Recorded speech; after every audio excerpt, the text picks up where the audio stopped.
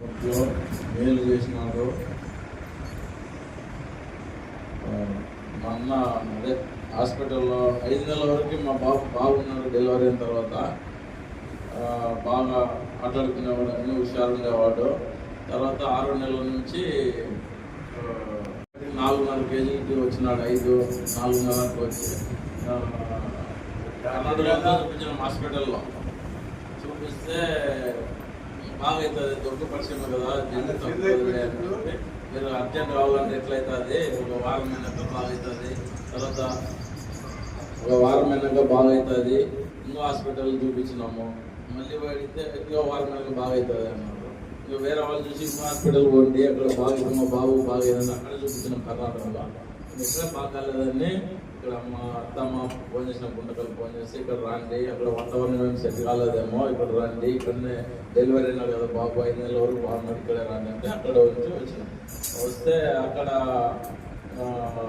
Doctor కర్నూలులో పెద్ద hospital, కర్నూలులో కిమ్స్ హాస్పిటల్ అంటే అది పెద్ద, అది కర్నూలులో, దాన్ని మించినది లేదు, దానికి కొంచెం అమౌంట్ ఎక్కువ అవుతుందంటే సరేలే ఒకటే బాబు కదా చూపిద్దాం కానీ. నాకు 4 కూతుర్లో ఒకటే కొడుకు బాబు, 2 కూతుర్లతో ఒక బాబు చనిపోయినాడు, సంవత్సరం బాబు చనిపోయినాడు. తర్వాత 4 కూతుర్లో తర్వాత మా చూసి ఆపరేషన్ చేపిస్తాం. లేదు నాకు దేవుడిని అడుగుతున్నాను, ఇది ఒక్కసారి చూపిద్దాము, దేవుడు నాకు ఆశించినాడు, బాబు అనుకుంటేనే ఆడపిల్లలు అనుకుంటానంటే సరే బాబునే ఇచ్చినాడు దేవుడు. చాలా కన్నీటితో ప్రార్థన చేసి దేవుడు ఇచ్చినాడు, మంచి కుమారునే ఇచ్చినాడు. తర్వాత 6 నెలల నుంచి ఇట్లా అయింది. కిమ్స్ హాస్పిటల్లో, కర్నూలులో పెద్ద హాస్పిటల్ కిమ్స్, దాన్ని మించినది వేరేది లేదు, ఇక్కడ బాగా అవుతుంది. అక్కడ పోయి చూపించినాం డాక్టర్కి. చాలా అమౌంట్ అవుతుంది, ఇక్కడ డైలీ 10 నుంచి 12,000 దాకా అవుతుంది. సరేలే అని చెప్పినాము. చెప్తే 1 నెల వరకు ఉన్నాము, 3 లక్షల వరకు అమౌంట్ అక్కడ అయ్యింది.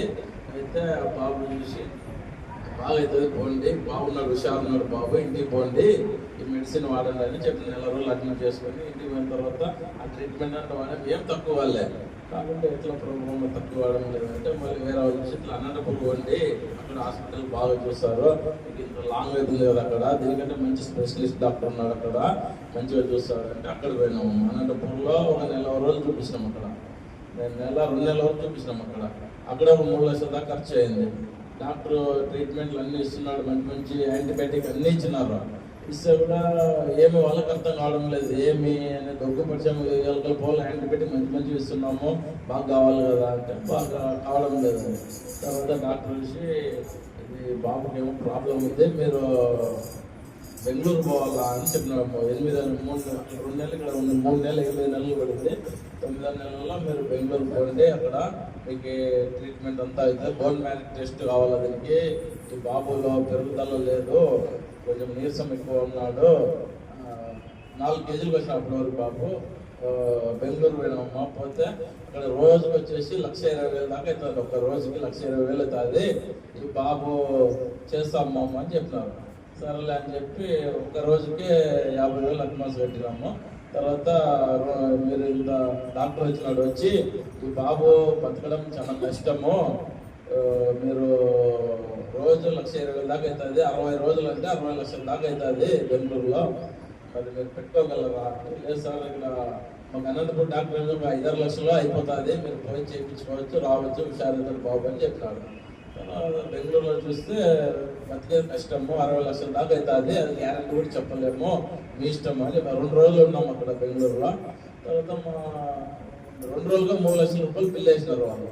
లేదు సార్ మా దగ్గర అమౌంట్ లేదు, ఏం లేదు, ఇంతవరకు 6 లక్షల దాకా అమౌంట్ ఖర్చు చేసుకున్నాము అంటే, లేదు సార్ మీ బాబుని తీయము, మీరు ఇదంతా అమౌంట్ పే చేసే పోవాలా, మీకు ఎవరు చెప్పినారు ఇక్కడ రామని, ఇది పెద్ద హాస్పిటల్ కదా, సౌదీ అరేబియా వాళ్ళది హాస్పిటల్లో, అమెరికాలో కట్టించినారు వాళ్ళు, దీన్ని ఖర్చు ఎంత మీకు చెప్తున్నాం కదా, ఫస్ట్ ఒక రోజు 1,20,000 దాకా అవుతుంది, ఇవన్నీ ట్రీట్మెంట్ అంతా జరిగి 3 లక్షల వరకు అయ్యింది, మళ్ళీ బాబు బతకడం చాలా కష్టం ఉంది, మీరు వేరే హాస్పిటల్ చూసుకోండి, గవర్నమెంట్ ఉంది కదా అక్కడ అడ్మిట్ చేసుకోండి అని చెప్పినాం. ఆల్రెడీ గవర్నమెంట్ హాస్పిటల్ బాబు పోగొట్టుకున్నాం సార్, ఇక్కడ మాకేం నచ్చాడు అని చెప్తే సర్లే అని చెప్పి ఇంకా మా ఇంటికి పోతాం సార్, మాకేం అవకాశం లేదు అని చెప్తే కర్నూలులో మా వాళ్ళు గవర్నమెంట్ హాస్పిటల్లో బాగా అవుతారు, బాగా చూపిస్తారంటే దాని పక్కన వేరే హాస్పిటల్ ఉంటే ఆ అమ్మ చూసి డైలీ 10,000 దాకా అవుతుంది, ఇక్కడ చూపిస్తాను, తర్వాత వేలూరుకి వెళ్ళండి అని చెప్పింది. అక్కడ చూపించుకున్నామమ్మా. చూపిస్తే అక్కడ కూడా ఏం కాలేదు, 1,50,000 దాకా. మళ్ళీ అక్కడ 3 లక్షలు అయితే 2 లక్షల వరకు పే చేసినాం. ఏడ్చి కన్నెడతాం ప్రార్థన చేసి 2 లక్షల వరకు అమౌంట్ కట్టినాం. బెంగళూరులో ఏం బాగాలేదు. ఇక్కడ కర్నూలులో వచ్చి అక్కడ 1,50,000 దాకా బిల్ అయిందమ్మా. అది కట్టేసిన తర్వాత వాళ్ళు మీరు లాస్ట్ స్టేజ్ కదా, వేలూరు పోండి, అక్కడ ఏం అమౌంట్ కాదు, మీ దగ్గర అమౌంట్ లేదు కదా, వేలూరు పోండి అంటే సరేలే అని చెప్పి వేరే వాళ్ళు కూడా చెప్పినారు, వేలూరు పోండి అక్కడ క్రిస్టియన్ హాస్పిటల్లో మీకు ఫ్రీ అయిపోయింది అది అంటే. అక్కడ పోతే కూడా సిఎంసి హాస్పిటల్ వేలూరు తమిళనాడులో ఈ బాబుకి అడ్మిట్ చేసుకున్నాం. అంబులెన్స్ తీసుకున్నాము, అడ్మిషన్ చేసుకున్నారు. బెంగళూరు నుంచి కూడా అంబులెన్స్లోనే వచ్చినాం. కర్నూలుకి ఇక్కడ నుంచి మళ్ళీ అక్కడ కూడా అంబులెన్స్లో వెళ్ళాము. పట్టుకొని బాబు అక్కడ ట్రీట్మెంట్ ఇచ్చినారు. మా ఇచ్చిన తర్వాత డైలీ 8,000 10,000 అయితే అదే మీరు భరిస్తారంటే సరేలే సార్ భరిస్తామని చెప్పిన తర్వాత అంతా బాగా ఆయాసం కొంచెం బాగా చేసినారు. మా డైలీ ప్రార్థన అక్కడంతా బాగుంది, చర్చ్ అంతా ఉంది హాస్పిటల్లో. చిన్న ఊర్లో నుంచి వస్తారు. అక్కడ కొంచెం బాగా అయిన తర్వాత డాక్టర్ చెప్తున్నాడు అమౌంట్ ఉంది అంటే, లేదు సార్ మేము చాలా పేదవాళ్ళము, గుడిసెలలో ఉండేవాళ్ళము, వ్యాపారం చేసుకుని బతికాలము అని చెప్తే, సరే బాబు చాలా పెద్ద జబ్బు ఉంది, గుండె పక్కబడింది, చాలా ప్రాబ్లం ఉంది, మళ్ళీ బాబుకి బోన్ మ్యారో టెస్ట్ చేయాలంటే కూడా మీ దగ్గర అంత సౌలత ఉంది అని చెప్పి, ఏం సార్ చెప్పండి సార్ అంటే 60-70 లక్షల దాకా అవుతుంది, 1 సంవత్సరం ఇక్కడ హాస్పిటల్లో ఉండాలా, కానీ ఆ బోన్ మ్యారో టెస్ట్ చేసేటప్పుడు చనిపోవచ్చు, అది మాత్రం గ్యారెంటీ చెప్పలేము, మీ కూతురు మ్యాచింగ్ కావాలా, అది కాకపోయినా మళ్ళీ వేరే వాళ్ళు మ్యాచింగ్ తీసుకోవాలంటే 20 లక్షల దాకా ఖర్చు అవుతుంది, ఇదంతా ప్రాబ్లం ఉంది, బాబుకి కావాలా మినిమం ఈ గుండె జబ్బు ఆపరేషన్ తీయాలంటే 20 లక్షల దాకా అయితే 60 దగ్గర 80 లక్షల దాకా ఖర్చు అవుతుంది, మీకు ఇదంతా భరించగలరంటే మా దగ్గర రూపాయలు లేదు సార్, ఉన్న డబ్బు అంతా ఖర్చు చేసుకుని స్టార్టింగ్లోనే అన్ని హాస్పిటల్లో, మరి ఎలా చేస్తారు అంటే, చూడండి సార్ ఏమో గవర్నమెంట్ దాకా ఫ్రీ అయితే చేద్దాం అనుకున్నాము, లేకుంటే లేదంటే మీలో ఏముంది చెప్పండి అంటే, ఇదే సార్ మళ్ళీ ఉంది గవర్నమెంట్ ద్వారా ఏమన్నా ఫ్రీ అవుతుందంటే ఫండ్ ద్వారా ఏమన్నంటే గవర్నమెంట్ ద్వారా ఏం ఫ్రీ కాదు, ఈ బాబు మీరు చేసిన వేస్ట్ అమౌంట్, నీకు 4 కూతుర్లు అంటున్నావు, ఇంత అమౌంట్ పెట్టినా కానీ 10 లక్షలు నువ్వు తెచ్చి పెట్టినా కానీ బతికేది గ్యారెంటీ లేదు, మీ దేవుడు బాగు చేస్తారంట, మీ దేవుడి దగ్గర తోలుకొని పో, అదే సమస్య, ఉన్న రోజులు పెట్టుకో, చనిపోయిన తర్వాత పారే అని చెప్పినాడు. ఇట్లా ప్రార్థన పట్టుకొచ్చుకున్నామని అంబులెన్స్ తీసుకొని వస్తుంటే మా అన్న ఫోన్ చేసినాడు ఊరి నుంచి, ఇలాగా సూర్యాపేట నుంచి నాకు స్వస్థత అనే అమ్మ ప్రార్థన ఏమో ఫోన్ చేసింది, ఇట్లా వాక్యం విన్నాను, ఆ వాక్యం ఒకసారి విను, నువ్వు యూట్యూబ్లో లింక్ పంపిస్తాను, అది చూసి తర్వాత ఆమె ఫోన్ చేయ నెంబర్కి అని చెప్తే సరేలే అని అది చూసి సాక్ష్యం దాని మీద విని తర్వాత ఆమె నెంబర్ ఎప్పుడు ఫోన్ చేసామమ్మా, ఇలాగ ఉంది బాబు, ఇలాగ డాక్టర్లు ఇలా చెప్పినారు, ఇలాగంటే ఏం కాదయ్యా నువ్వు చింత చేయొద్దు, మీలో ఫస్ట్ విశ్వాసం లేదు, మీ ఇద్దరు విశ్వాసంతో ప్రార్థన ఆవుగించేంత విశ్వాసం ఉన్న చాలు, మీ బాబు నయమవుతాడు, మీ బాబు మంచిగా ప్రార్థన పూర్ణుడవుతాడు, అమ్మ ఇట్లా బాగా అయితే కూడా మాస్టర్ సేవకి అప్పగించినాము అని చెప్తే సరేలయ్యా మంచిగా ఒప్పు చెప్పుకున్నారు మీరు, ఇలాగైతే ఏం కాదు మీరేం సిద్ధ చేయొద్దండి, బాగా అవుతాడు బాబు, మంచి చక్కటి కుమారుడు బాగా లేచి తిరుగుతాడు, మీరేం ఆలోచన చేయొద్దండి అని ఆమె ప్రార్థన చేసి వారు 3 రోజులు 4 రోజులు ఫోన్ చేసి ప్రార్థన చేస్తున్నాము. అలాగే ఆమె చేసిన ప్రార్థన వెంటనే బాబు నవ్వినాడు. హాస్పిటల్లో అసలు తీసుకొని పోండి అని చెప్పి అంబులెన్స్లోనే ప్రార్థన చేసినాం చూడగాడు, అప్పుడే ఆ బాబు నవ్వినాడమ్మా. నవ్విన తర్వాత సరేలే అని చెప్పి ఇంకా ఇంటికి వచ్చినాము. వచ్చిన తర్వాత వారం మీద మళ్ళీ ఫోన్ చేసినాం, ఇలాగంటే సరేలేమ్మా ప్రార్థన చేస్తున్నాడు వారం బాబు గురించి, సరేలేమ్మా మంచిగా అవుతాడు బాబు మీరేం టెన్షన్ అట్లానే చెప్పినామంటే తర్వాత మన 15 రోజుల కింద బాగా అయినాడు బాబు, కొంచెం హుషారడం, తినడం, తాగడం, కొంచెం నొగడము, అన్ని విషయాలు కాళ్ళు చేతులు అల్లడం అంతా బాగా అయితే అయిన తర్వాత వేరే వాళ్ళు ఏమైంది మా మామ ఇంకా బాగా అవుతున్నాడు కదా, ఎందుకు పోతారు సూర్యపేట మీరు, అవసరం లేదు అక్కడ ఇక్కడ అంటే, లేదు నాకు పేరప్పుడు వచ్చింది పోవాలనిపించింది, అక్కడ పోయి నా సాక్ష్యం చెప్పాలనుకున్నాను, దానికి ఇంత దూరం వచ్చి అమ్మతో కలిసి వాళ్ళు చెప్పుకున్నాను అన్నమాట. చెప్తారు